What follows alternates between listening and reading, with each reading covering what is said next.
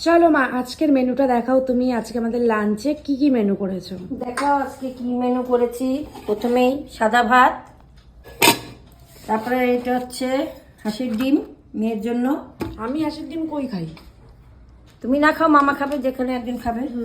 হাঁসের ডিম মামাই খাবে, মেয়ে খেতে চায়, ও পোলট্রিটা খায়, হাঁসেরটা খেতে চায় না। আর এটা হচ্ছে পালং শাকের তরকারি,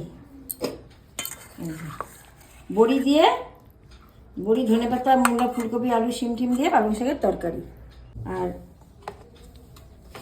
এটা হচ্ছে তোমার মুড়িঘণ্ট। মুড়িঘণ্ট আরেকদিনকে করেছিলাম চাল দিয়ে, কিন্তু আজকে আর চাল দিয়ে করিনি, আজকে এমনি আলু দিয়ে পেঁয়াজ দিয়ে রসা করেছি। এই দেখো, এই যে একটা আলু দিছি, একটা আলু, কারণ এই আলু ফেলাফেলি হয়, ওই জন্য একটা আলু দিয়ে এই যে রসা, মাথা দিয়ে রসা।